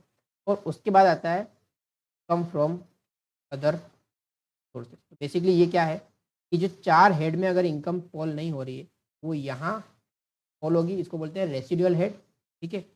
तो कुछ इनकम तो स्पेसिफिकली यहाँ पे आती है, जैसे आपको इंटरेस्ट मिला है, आपको डिविडेंड मिला है, ठीक है, आपकी कोई विनिंग्स वगैरह है, आपको गिफ्ट मिला है, वो सब यहाँ पे आएगा। उसके अलावा यहाँ पे कोई भी आप इनकम फॉल नहीं कर रही है, वो यहाँ पे टैक्सेबल कर सकते हो। तो बेसिकली आपके टोटल 5 हेड है, salary, house property, PGBP, capital gain और इनकम फ्रॉम अदर सोर्सेज। तो कोई भी इनकम अगर होगी जो टैक्सेबल की कैटेगरी में आ रही है, तो वो या तो सैलरी में फॉल करेगी। सैलरी में फॉल होने के लिए कंडीशन क्या है, जो पैसा मिल रहा है वो एम्प्लॉयर एम्प्लॉय रिलेशनशिप के बदले मिल रहा है, ठीक है। House property, rent from property own by assessee. तब यहाँ पे कंडीशन क्या है, प्रॉपर्टी जो है वो आपके ओनरशिप की है और वहाँ से आपको भाड़ा मिल रहा है, ठीक है। आपने भाड़े पे लेकर भाड़े पे दी है तो यहाँ पे नहीं आएगा, वो शायद अंदर सोर्स में जाएगा या बिजनेस में जाएगा। आपके खुद के मालिकी की प्रॉपर्टी है, जिसके अंदर आपका क्या हो सकता है, लैंड प्लस बिल्डिंग, ठीक है, तो वो आपकी हाउस प्रॉपर्टी की इनकम में आएगा। पीजीबीपी मैंने आपको बता दिया, आप बिजनेस कर रहे हो या प्रोफेशन रन कर रहे हो। प्रोफेशन मतलब सर्विसेज प्रोवाइड करना, बिजनेस मतलब सामान मैन्युफैक्चर करना या ट्रेडिंग करना। कैपिटल गेंस, कैपिटल एसेट को सेल करोगे, वहाँ से फायदा या नुकसान हुआ तो कहाँ टैक्सेबल होगा, कैपिटल गेंस में। और जो रेसिडुअल हेड है वो है इनकम फ्रॉम अदर सोर्सेज, जहाँ पे आपके इंटरेस्ट डिविडेंड के अलावा जो इनकम इन 4 हेड में नहीं आ रही है, वो यहाँ पे टैक्सेबल होने वाली है। यहाँ पे असेसमेंट कैसे होता है या कंप्यूटेशन ऑफ टोटल इनकम कैसे होता है, आप पर्सन का रेसिडेंशियल स्टेटस डिसाइड करते हो। देखो कि रेसिडेंशियल स्टेटस का पूरा चैप्टर 2 है, वो हम पढ़ेंगे, ठीक है। इनकम को क्लासिफाई करना है 5 हेडों में, जिसके अंदर आपके salaries, income from house property, PGBP, capital gains और income from other sources. Short में तो बोलेंगे IHP, तो बोलेंगे पीजीबीपी, तो बोलेंगे CG, तो बोलेंगे IFO। सैलरीज को सैलरी कहेंगे। तो ये 5 हेड की जो इनकम हो गई, उसकी इनकम कैलकुलेट करने का तरीका भी अलग होता है, ठीक है। वो सारी इनकम आप कैलकुलेट करके निकाल लो, सबका टोटल कर दो, ठीक है। बोल रहे हैं compute the income under each head applying the charging and dimming provision providing for permissible deduction और एग्जाम्पशन देयर। तो ठीक है, ये हर एक हेड के अंदर कई सारे सेक्शन हैं, उसमें बोल रखा है कि कौन सी इनकम को किस तरीके से आप कैलकुलेट करोगे, वो कैलकुलेट कर लो। अप्लाई क्लबिंग प्रोविजन, बेसिकली ये जो प्रोविजन है वो कौन से प्रोविजन है कि किसी और पर्सन की इनकम आपके हाथों में टैक्सेबल हो सकती है, जैसे माइनर, और भी कई होती है, पर माइनर की इनकम पेरेंट्स के हाथों में टैक्सेबल होती है, तो उसकी इनकम भी आप जोड़ दो उसके अंदर। 5 हेड की इनकम ली, क्लबिंग कर दिया। Set of and carry forward of losses, तो कई बार ऐसा होता है कि पिछले सालों में आपने लॉस किया है, वो लॉस को आप इस साल की इनकम के सामने सेट ऑफ कर सकते हो, कुछ रूल्स और कंडीशंस को मद्देनजर रखते हुए, वो भी कर दोगे। सब कुछ होने के बाद जो नेट नेट बचता है उसको बोलते हैं क्रॉस टोटल। क्या किया, 5 हेड की इनकम ले ली, क्लबिंग प्रोविजन भी लगा दिए, set of carry forward losses भी कर दिए, ठीक है। अब इसको कहा जाता है GTI। अब कुछ डिडक्शंस होते हैं, डिडक्शन मतलब आप कहीं पे पैसा जमा कर रहे हो, सरकार की कई सारी स्कीम्स होती हैं, सरकार ने कई सारे आपको प्रोविजन दे रखे हैं। जैसे यहाँ पे एक सेक्शन है 80C, ठीक है। 80C में बोला हुआ है कि अगर आप लाइफ इंश्योरेंस पॉलिसी, ठीक है, या फिर आप PPF, ठीक है, या फिर आप हाउसिंग लोन का रीपेमेंट कर रहे हो, तो 1.5 लाख तक आपको आपकी इनकम में से छूट मिल जाएगी, ठीक है। तो वो जितने भी डिडक्शन है, कई सारे डिडक्शन है, सेक्शन 80C से लेकर 80U तक कई सारे सेक्शन है, वहाँ पे आपको डिडक्शंस एलिजिबल होते हैं। अलग अलग जगह पैसा लगाने पर, इन्वेस्टमेंट करने पर, खर्चा करने पर, वो आप माइनस कर दो, तब मिलेगा आपको टोटल इनकम। और फिर इस पे जो आपको रेट्स दे रखे हैं, ठीक है, रेट्स दे रखे हैं, उस रेट्स के हिसाब से टैक्स का कैलकुलेशन करना है। ये बेसिकली आपका कंप्यूटेशन ऑफ इनकम है, जहाँ पे आपको सबसे पहले रेसिडेंशियल स्टेटस डिसाइड करना है, पर्सन कौन है, person individual, HUF, firm, AOP, BOI, company, कुछ भी हो सकता है। उसका रेसिडेंशियल स्टेटस डिसाइड करो, चैप्टर 2 में हमको प्रोविजंस पढ़ने हैं। रेसिडेंशियल स्टेटस डिसाइड करने के बाद उसकी जो इनकम है उसको 5 हेड में अलग अलग क्लासीफाई करो, 5 हेड के हिसाब से जो भी रूल्स हैं उसको अप्लाई करके इनकम गिनो। क्लबिंग प्रोविजंस अप्लाई करो और की इनकम, जैसे माइनर की इनकम, और भी कई सारे प्रोविजन है, पर माइनर की इनकम जोड़ दो, सेट ऑफ कर दो लॉस कैरी फॉरवर्ड जो है वो। फिर कंप्यूटेशन ऑफ GTI करो, उसके अंदर से डिडक्शन माइनस करो, सेक्शन 80C to 80U, और उसके बाद टोटल इनकम निकालो और उस पर रेट्स अप्लाई करो। तो इनकम टैक्स एक्ट या फिर फाइनेंस एक्ट में दिए गए हैं। इंडिविजुअल के अलग रेट्स हैं, हर एक पर्सन के अलग रेट्स है, कंपनी के फर्म के रेट्स अलग है। वो रेट्स लगाओ और टैक्स का कैलकुलेशन करो। टैक्स पेबल आ भी सकता है, नहीं भी आएगा। तो ये पूरे के पूरे प्रोविजंस हैं इसके टैक्स कैलकुलेशन करने के। अब इसके अलावा कुछ और डेफिनेशन हमारे काम की हम देखते हैं, आगे बढ़ते हैं। तो हमने असेसमेंट की देख ली, पर्सन की देख ली, कि पर्सन को डिटेल में हमने समझ लिया। तो चार्टिंग सेक्शन में कहा था कि इनकम अर्नड इन इंडिया, ठीक है। तो इंडिया का मतलब क्या? तो इंडिया का मतलब है territory of India as per article 1 of the constitution, ठीक है। इंडिया की टेरिटरी डिफाइन की गई है कॉन्स्टिट्यूशन ऑफ इंडिया में। तो बेसिकली वहाँ पे मोटा मोटा डिफाइन कर रखा है कि जो लैंड मास है पूरा का पूरा, लैंड मास है वो पूरा का पूरा इंडिया के टेरिटरी में आता है। उसके अलावा टेरिटोरियल वाटर्स, ठीक है। तो ज़मीन का जो किनारा है वहाँ से कुछ नॉटिकल माइल्स तक का जो पानी का एरिया है वो भी इंडिया की डेफिनेशन में या इंडिया की टेरिटरी में आएगा। उसके अलावा sea bed and subsoil underlying such waters, इस पानी के नीचे जो भी आपका एरिया है वो भी। Continental shelf, exclusive economic zone. कई बार क्या होता है कि जो समुद्र के अंदर ऑयल एक्सप्लोरेशन होता है, तो उन पर्टिकुलर एरियाज को भले ही वो नॉटिकल माइल्स कुछ तो आपके टेरिटरी के बाहर है, फिर भी उसको EEZ बनाया जाता है, तो वो भी इंडिया की डेफिनेशन में आएगा, ठीक है। इसके अलावा any other specified maritime zone and air space above it's territory and territorial water, ठीक है। टेरिटोरियल वाटर और जो इंडिया का पूरा मास है उसके ऊपर का जो एयर का एरिया है वो भी इसके अंदर आ जाएगा, ठीक है। तो इंडिया हमने डिफाइन कर दिया। अब इसके बाद एक और चीज़ आ रही है, एग्रीकल्चर इनकम। कॉन्स्टिट्यूशन का आर्टिकल 246 देखा, के अंडर हमने शेड्यूल 7 देखा, के अंदर हमने लिस्ट 1 देखा और लिस्ट 1 के अंदर एंट्री नंबर 82 देखा। एंट्री नंबर 82 में स्पेसिफिकली लिखा हुआ था कि भाई union government is empowered to make laws related to income other than agriculture income. तो वहाँ पे तो बोला था भाई इनकम, कोई भी इनकम ले लो पर एग्रीकल्चर इनकम आएगी नहीं, पर फिर भी यहाँ पे इन लोगों ने एग्रीकल्चर इनकम को दे रखा है, ठीक है। यहाँ पे एग्रीकल्चर इनकम पे टैक्स नहीं लगेगा वैसा बोल रखा तो है, बट एग्रीकल्चर इनकम मतलब क्या वो भी डिफाइन करना पड़ेगा ना। तो हर एक इनकम थोड़ी एग्रीकल्चर इनकम हो पाएगी। एग्रीकल्चर इनकम होने के लिए कुछ कंडीशंस को सेटिस्फाई करना पड़ेगा, वो हम यहाँ पे पढ़ने वाले हैं, ठीक है। काफ़ी इंपॉर्टेंट है। एग्रीकल्चर इनकम की डेफिनेशन पढ़ते हैं। Agriculture income definition is very wide, क्या बोल रहे हैं, बहुत वाइड डेफिनेशन है। And covers the income of not only the cultivators, cultivator मतलब जो किसान है जो खेती कर रहा है उसकी इनकम नहीं, उसके अलावा भी land holders who might have rented out the land, ठीक है। तो कई बार क्या होता है, खेती की ज़मीन है आपकी पर आप खुद खेती नहीं कर रहे हो, आप उसको भाड़े पे दे रहे हो, तो वो जो भाड़े की इनकम है वो भी एग्रीकल्चर इनकम में कैटेगराइज होने वाली है, ठीक है।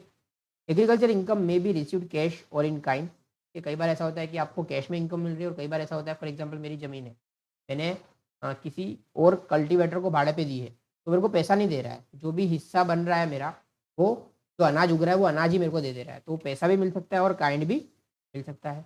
यहाँ पे बोल रहे हैं एग्रीकल्चर इनकम में arise in any of the following 3 ways, 3 तरीके हैं जिससे एग्रीकल्चर इनकम डिराइव कर सकता है कोई भी पर्सन। पहला, इट मे बी रेंट और revenue derive from land situated in India. Important चीज़ क्या है, इंडिया में लैंड होनी चाहिए। And use for agriculture purpose, मेरी ज़मीन है मैंने उसको भाड़े पे दी है और वो यूज़ हो रही है एग्रीकल्चर पर्पस के लिए। तो मैं इस सिटी में रह रहा हूँ, मेरी गांव में ज़मीन है, मैं उस पर खुद खेती नहीं कर पा रहा हूँ, बट मैंने किसी और को उसको भाड़े पे दे दिया है खेती करने के लिए। दूसरा, it may be income derive from such land by, खेती करो, ठीक है। या फिर दूसरा, the performance of a process ordinarily employed by cultivator और receiver of rent in kind to render the produce fit to be taken to the market. आप खेती कर रहे हो या फिर आप क्या कर रहे हो, खेती करने के बाद वो अनाज जो निकाला जाता है, अनाज को मार्केट में ले जाने तक का जो प्रोसेस है, जैसे आपने गेहूं उगाया, ठीक है, तो गेहूं उगाने के बाद वो गेहूं को आपको निकालना पड़ेगा। गेहूं की जो पूरा का पूरा जो प्लांट होगा उसको कट करते हैं, कट करने के बाद उसको थ्रेशर मशीन में डालते हैं और फिर उसको गेहूं अलग से निकालते हैं और कचरा साइड में करते हैं।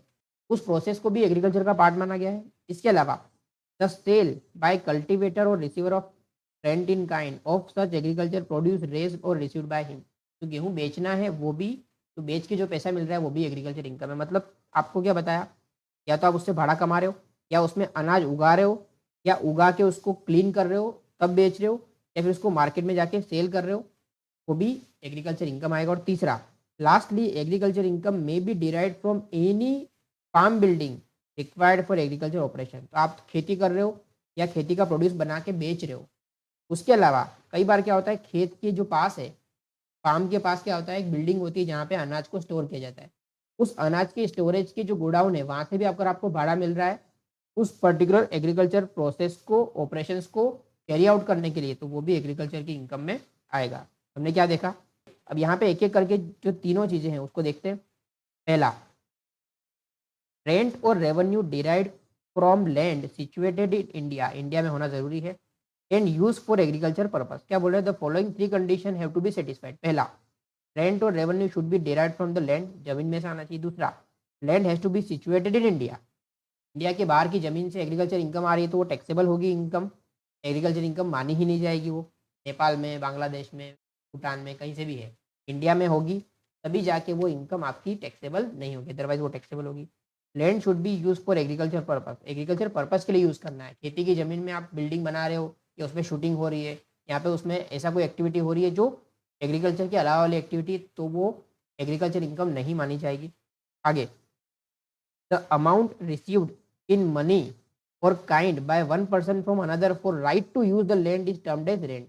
क्या बोल रहे हैं कि मेरी जमीन है, मैंने किसी और किसान को यूज करने के लिए दी है, तो खेती के लिए यूज करने के लिए दी तभी उसको रेंट माना जाएगा। ठीक है, द रेंट कैन इधर be received by the owner of the land और बाय ओरिजिनल टेनेंट फ्रॉम सब टेनेंट। ठीक है, तो जमीन का जो ओनर है उसने किसी को भाड़े पे दी और उसने फर्दर भाड़े पे दी, तो ये तीनों के लिए या दोनों के लिए, ओरिजिनल ओनर के लिए भी और जो टेनेंट है उसके लिए भी वो एग्रीकल्चर इनकम ही। यहाँ पे बेसिकली क्या हो रहा है, ओनर जो है, ओनर ने टेनेंट को भाड़े पे दी, ठीक है, टेनेंट ने वापिस और आगे भाड़े पे दे दी, मतलब ओनर ने भाड़े पे दी जमीन और जो टेनेंट है उसने आगे भाड़े पे दे दी, तो इसके लिए भी वो एग्रीकल्चर इनकम मानी जाएगी भले वो जमीन का ओनर नहीं है। मतलब यहाँ पे कंडीशन क्या है, it implies that ownership of the land is not necessary. आप खेती की जमीन पे खेती का काम कर रहे हो या भाड़े पे दे रहे हो तो वो इनकम एग्रीकल्चर इनकम ही मानी जाएगी भले ही जमीन की मालिकी आपकी नहीं है। ठीक है, रेवेन्यू का मतलब, ठीक है, रेंट के अलावा की जो चीज़ें होती है उसको रेवेन्यू कहा जाता है। फॉर एग्जाम्पल, आपने रेंट भी लिया और साल भर में आप एक्स्ट्रा पैसा उससे ले रहे हो तो वो माना जाएगा। दूसरा, income derived from such land by agriculture, तो एग्रीकल्चर को डिफाइन नहीं किया गया एक्ट में, but cultivation of field involving human skill and labour on the land can be broadly termed as agriculture. Basically यहाँ पे खेती में जो प्रोसेस होती है, जनरली ज़मीन जो होता है उसको खुदाई करते हैं, वहाँ पे बीज डालते हैं, कल्टीवेशन करते हैं, उसको एग्रीकल्चर माना गया है।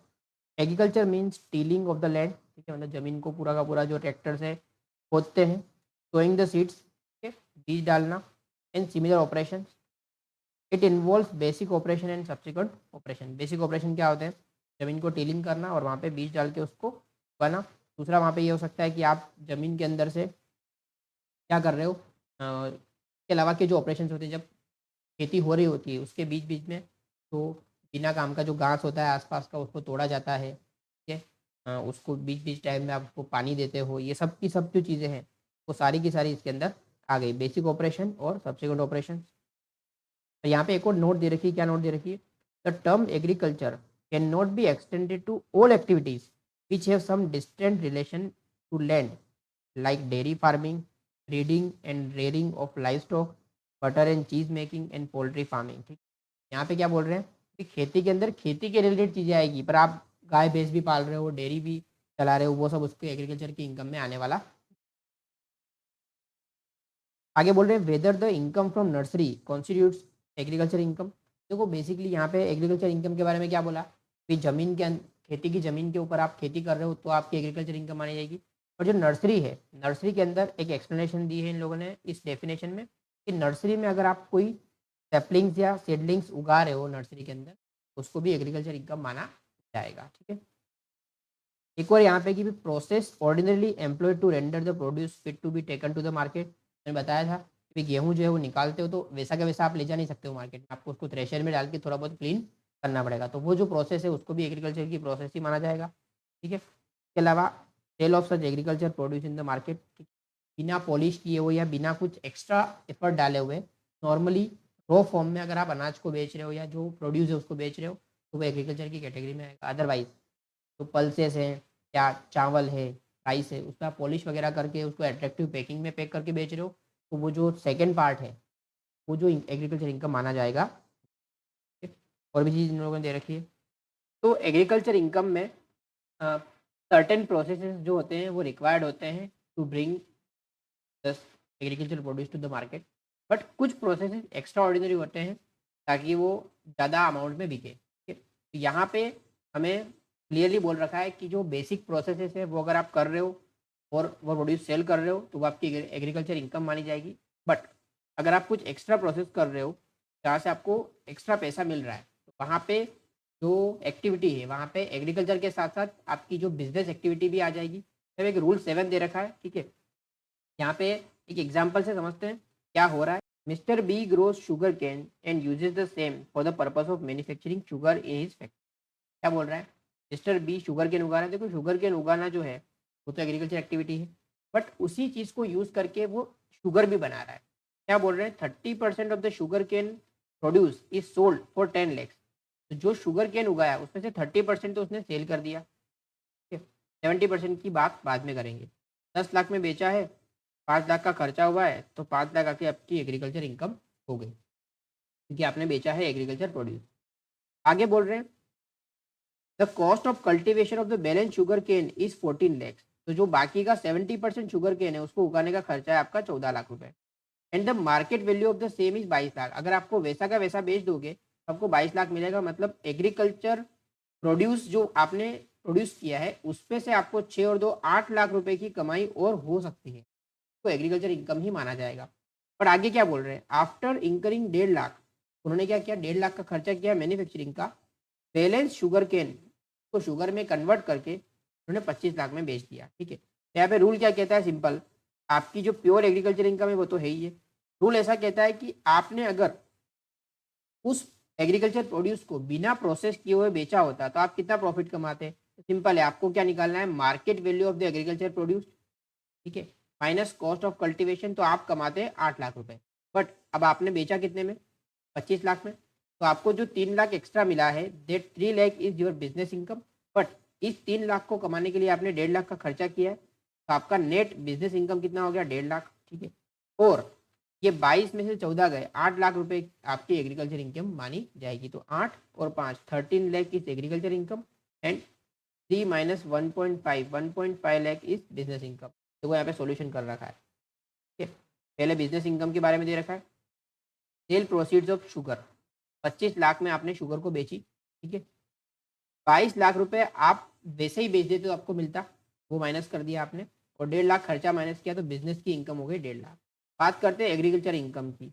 तो एग्रीकल्चर इनकम में आप अगर डायरेक्टली जो बेचते वो 10 लाख माइनस 5 लाख, तो आपकी 5 लाख इनकम तो ये वाली हो गई। ठीक है, ये वाली प्लस प्लस आपने ये शुगर केन को अगर वैसे ही बेचा होता बिना शुगर बनाए, तो 22 में से 14 गए, 8 लाख ये। ठीक है, तो सेम हो गया मेरे जैसा, 8 लाख की ये वाली इनकम, 5 लाख की वाली इनकम, टोटल 13 लाख बिजनेस की इनकम नहीं होगी, एग्रीकल्चर इनकम होगी, और 1.5 लाख रुपए बिजनेस की इनकम होने वाली है। तो ये हमारा कैलकुलेशन इस तरीके। तो बेसिकली एक टेबल दे रखा है, टेबल में दे रखा है रबर की इनकम, कॉफ़ी की इनकम, कॉफ़ी में आप ग्रोन एंड क्योर्ड और grown cured and roasted and grounded, ठीक है, 2 एक्टिविटी होती है, और टी के बारे में बोल रखा है।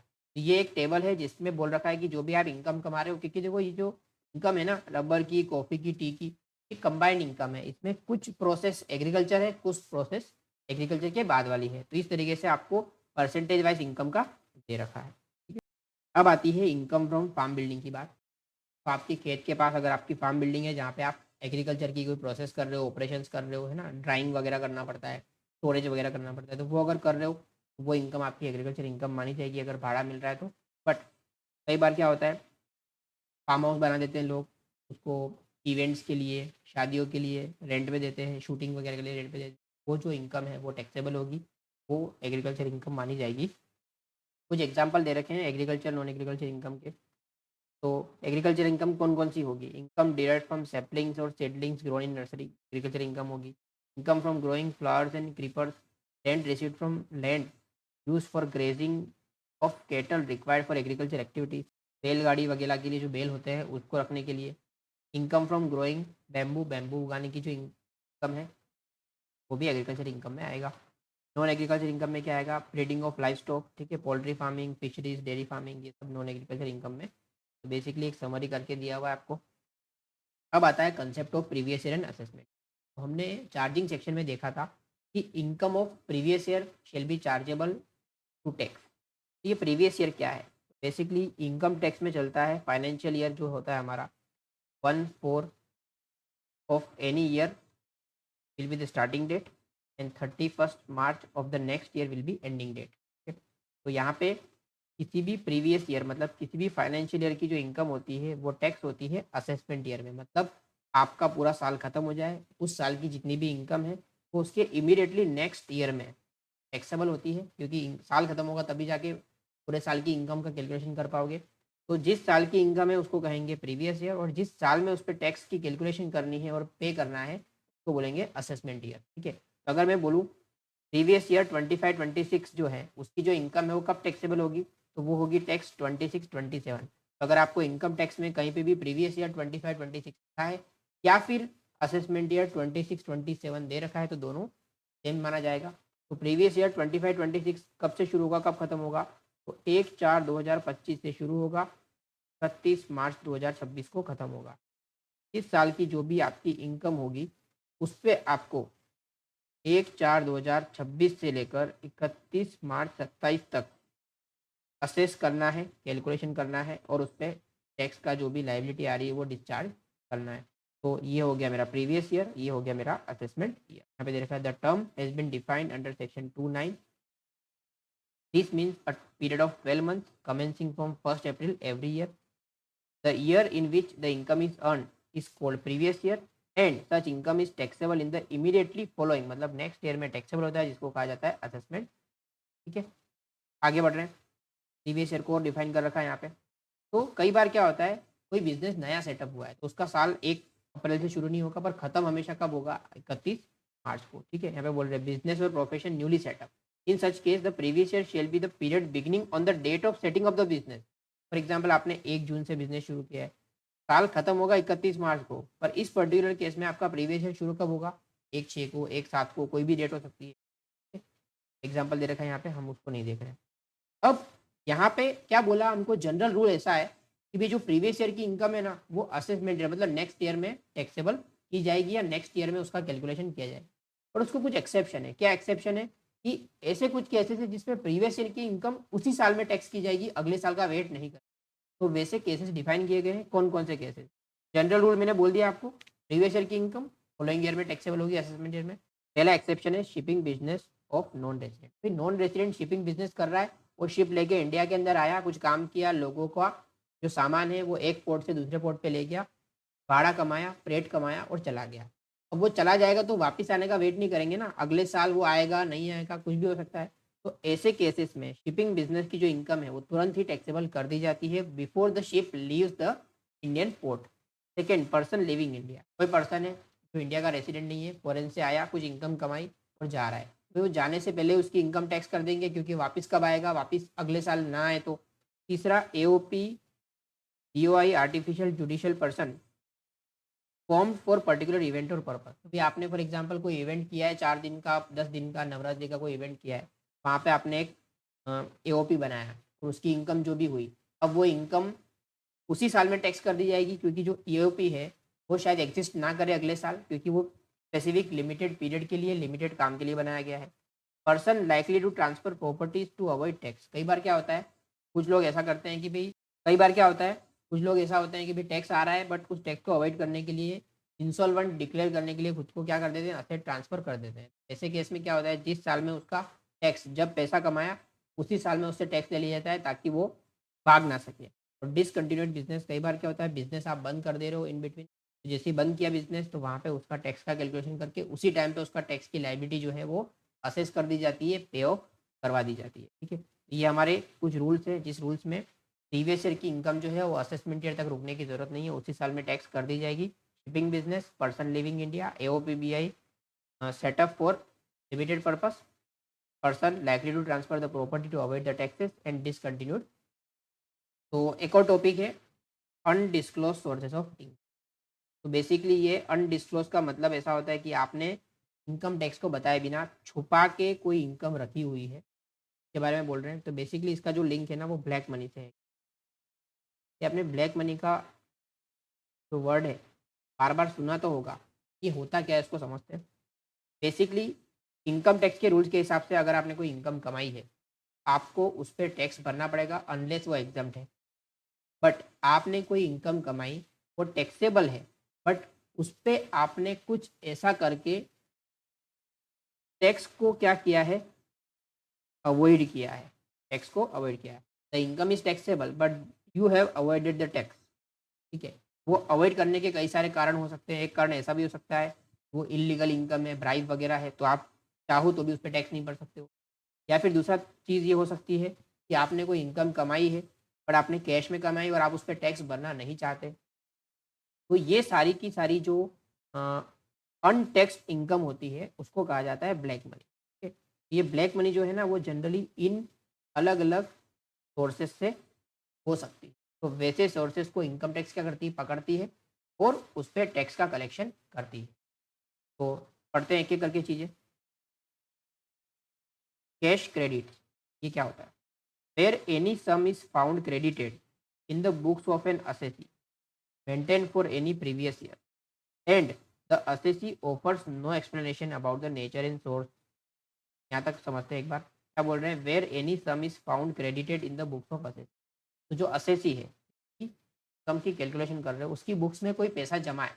कि जमा मतलब किसी ने आपको पैसा दिया, आपने क्रेडिट करके रखा है, बता रखा है कि ये पैसा मुझे वापस देना है। ठीक है? फॉर एग्जांपल किसी ने आपको 10 लाख रुपए दिए, आपने उसको लोन के रूप में दिखाया हुआ है कि ये लोन ली है मैंने इस पैसे की, लोन ली है ऐसा बताया हुआ है, इसीलिए आपने उस पे टैक्स नहीं भरा होगा। और आपसे पूछा जा रहा है कि भई ये पैसा किसने दिया आपको? क्योंकि आप अगर किसी जो पैसा आपको रिसीव हुआ है उसको आप लोन के रूप में दिखा रहे हो ना, तो आपको उस पे टैक्स भरने की ज़रूरत नहीं है। ठीक है? आप बोलोगे कि भई लोन है तो वापस करनी है, मेरी इनकम थोड़ी है। तो आपकी बुक्स में कोई अमाउंट क्रेडिटेड बोल रही है और आपसे पूछा जा रहा है, बट आप assessee offers no explanation about the nature and source. तो पैसा आया है उसका नेचर और सोर्स नहीं बता रहा है, या फिर explanation offered is not satisfactory. Offer कर रहा है वो एक्सप्लेनेशन जो बता रहा है वो सेटिस्फैक्ट्री नहीं है। असेसिंग ऑफिसर बोल रहा है कि भाई गोल गोल बातें कर रहा है। The sum so credited may be charged as income of the assessee of that previous year. क्या बोल रहे हैं? आपकी बुक्स में आपको किसी ने पैसा दिया, आपने जमा करके रखा है, आपको असेसिंग ऑफिसर मतलब जो इनकम टैक्स डिपार्टमेंट जो है, उसका जो रिप्रेजेंटेटिव है, वो आपको पूछ रहा है कि भाई ये पैसा किसके पास से आया है, ये क्या है, इसका सोर्स बताओ। आप या तो सोर्स नहीं बता रहे हो, या फिर आप सोर्स बता रहे हो या एक्सप्लेनेशन जो दे रहे हो वो गले उतरने जैसी नहीं है। मतलब आप कुछ भी गोल गोल बातें कर रहे हो। तो असेसिंग ऑफिसर उस इनकम को आपको टैक्सेबल इनकम में इंक्लूड कर सकता है। तो पहला तो ये हो गया।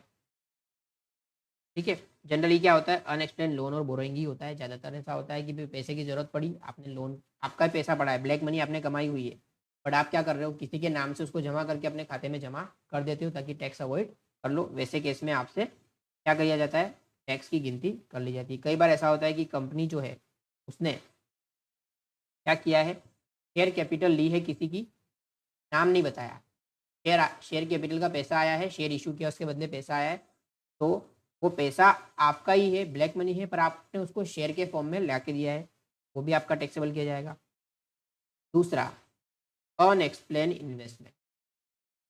यहाँ पे होता क्या है basically, in where in the financial year immediately preceding the assessment the assessee has made investment are not recorded in the books of account. क्या बोल रहे हैं, आपने रोकड़े में इनकम कमाई कहीं से, आपने टैक्स नहीं भरा, मतलब आपने ब्लैक मनी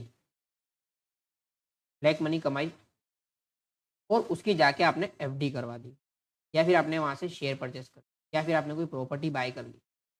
तो सबसे पहली चीज़, आपका जो असेसिंग ऑफिसर है आपकी बैलेंस शीट देखेगा, बैलेंस शीट में देखेगा कि आपने लैंड ले रखी है, आपसे पूछेगा भैया लैंड खरीदने का पैसा कहाँ से लाए। अगर आपने चेक से पैसा दिया होगा, ठीक है, तो बैंक में पैसा आया है और आपने उस पर टैक्स भरा हुआ है, तो वो वैलिड हो गया सोर्स, कोई दिक्कत नहीं। बट आप जो लैंड परचेस करने का जो पैसा है वो चेक से नहीं दिया या कैश में आपने दे दिया, ठीक है। अब कैश में दिया तो आपने उस साल में कैश में उतनी इनकम दिखाई क्या, नहीं दिखाई। मतलब हो क्या रहा है, आपने कोई इन्वेस्टमेंट किया है, जो आपने ऐसी इनकम से खरीदा है जो टैक्सेबल हुई। तो असेसिंग ऑफिसर क्या बोलेगा, भाई आपने जो इन्वेस्टमेंट किया है उतनी कमाई आपने ब्लैक में की होगी, उस पर मैं आपको टैक्स लगा रहा हूँ। तो ये हो गया अनएक्सप्लेन्ड। एंड आपसे पूछा जाएगा भाई इन्वेस्टमेंट करने का सोर्स क्या है। अगर आप सोर्स सही बता दोगे जिस पे टैक्स भरा हुआ है तो कोई दिक्कत नहीं है, बट आप सोर्स नहीं बता पा रहे हो, दैट मीन्स कि आपने ब्लैक में वो कमाई की है और वहाँ से आपने क्या किया है, ये इन्वेस्टमेंट किया है, तो उस पर्टिकुलर इनकम पे आपने टैक्स नहीं भरा, तो अभी आप भर दो। अनएक्सप्लेन मनी, अनएक्सप्लेन मनी मतलब आपके किसी बैंक के अकाउंट में पैसा पड़ा है और आप बता नहीं पा रहे हो कि ये पैसा कहाँ से आया, ठीक है, कहाँ से आया या जो पैसा आया है उस पर टैक्स भरा हुआ है कि नहीं भरा हुआ। आपके घर में रेड पड़ी और आपके घर में करोड़ों रुपए पड़ा है और आप में आपकी बुक्स में वो बोल नहीं रहा है, ठीक है, तो वहाँ पे भी आप पे टैक्स लगाया जाएगा। Amount of investment not fully disclose, ये क्या है, आपने इन्वेस्टमेंट किया, आपने 1 लाख रुपए का गोल्ड खरीदा, ठीक है, और उसको बुक्स में बताया सिर्फ 10,000 का, क्योंकि आपके पास वाइट के पैसे कितने थे, बाकी के 90,000 आपने ब्लैक के दिए हैं। आप क्या रेड पड़ी, असेसिंग ऑफिसर ने देखा ये सोना तो 1 लाख रुपए का है और आपने बुक्स में दिखाया 10,000 का, ठीक है, तो 90,000 क्या बोलेगा, आपने 90,000 कैश में दिया है और वो मैं आपकी इनकम मान के उस पर टैक्स लगा रहा हूँ, ठीक है, वही दे रखा है यहाँ पे एग्जाम्पल। अनएक्सपेंड एक्सपेंडिचर ये समझते हैं। असेसिंग ऑफिसर ने आपके रिकॉर्ड्स देखे, आप फॉरेन ट्रिप मार के आए, फॉरेन ट्रिप करके आए, थाईलैंड गए थे, जो आपने टिकट खरीदे, जो आपने वहाँ पे होटल का स्टे किया, सब कुछ आपने किया, बट वो पैसे आपने आपके बैंक अकाउंट से पे, मतलब वो जो पैसा है आपने कैश का यूज़ किया, तो जो कैश है वो कहाँ से लाए आप, आपकी जो इनकम होगी जो कैश में हुई होगी जिस पे आपने टैक्स नहीं भरा वहाँ से वो खर्चा किया। ऐसे खर्चे जिसका आप सोर्स नहीं बता पा रहे हो, भाई आप बैंकॉक गए, थाईलैंड गए या यूरोप गए, वहाँ पे आपने खर्चा किया, जाने की टिकट, वहाँ रहने का खर्चा, ये सब आपने किया, बट वो जो पैसा आपने यूज़ किया है उस पर आपने टैक्स भरा हुआ, तो वो इनकम भी आपकी टैक्सेबल की जाएगी। आगे, अमाउंट बोरोड और रीपेड ऑन हुंडी, आपने किसी से कैश पैसा लिया और कैश में वापस कर रहे हो, तो वैसा कुछ चीज़ पकड़ी जाती है, वो भी आपकी इनकम मानी जाती है। तो ये आपके टोटल 6 अलग अलग तरीके हैं, इसमें आप ब्लैक मनी से खेल रहे हो, तो ऐसी चीज़ों को टैक्स किया जाता है अनडिस्क्लोज सोर्सेज के रूप में। तो आज के लेक्चर में हमने चार्जिंग सेक्शन देखा, जिसके अंदर हमने पर्सन की डेफिनेशन को समझा, टोटल इनकम को समझा, प्रीवियस ईयर को समझा, असेसमेंट ईयर को समझा, कुछ एक्सेप्शन थे वो भी देखे। अब हमारा जो पॉइंट बाकी रहता है बेसिक कंसेप्ट का, वो रहता है रेट प्रिस्क्राइब, ठीक है, तो भाई कितना रेट पे आपको टैक्स लगने वाला है हर एक पर्सन की जो कैटेगरी है, individual, HUF, company, AOP, BOI, हर एक सोर्स ऑफ इनकम, सैलरी हो गया, पीजीबीपी हो गया, कैपिटल गेन हो गया, हर एक सोर्स की जो टैक्स रेट है वो अलग है, हर एक पर्सन का टैक्स का कैलकुलेशन अलग है, वो हम स्पेसिफिकली नेक्स्ट लेक्चर में देखने वाले, ठीक है। तो आई होप आपको ये वीडियो अच्छा लगा होगा। आपने लेक्चर 1 नहीं देखा तो वो आप देख लीजिए और इस सीरीज़ को फॉलो करिए। साथ ही साथ आपके सीए या फिर सीए में इंटर के जो आपके फ्रेंड्स हैं, तो उनको भी आप इस वीडियो की लिंक शेयर कर दीजिए, so that they can get benefit out of it. हमने सीए इंटर एफएम जो है की पूरी वीडियो सीरीज़ ऑलरेडी अपलोड कर दी है, तो वो भी आप देख सकते हो। और साथ ही साथ ऐसे नए नए वीडियोस आपके लिए आते रहेंगे। डायरेक्ट टेक्स्ट की तो पूरी सीरीज़ चलने ही वाली है। Make sure you subscribe to the channel, like and comment कीजिए अगर आपको कोई डाउट एंड डिफिकल्टी हो।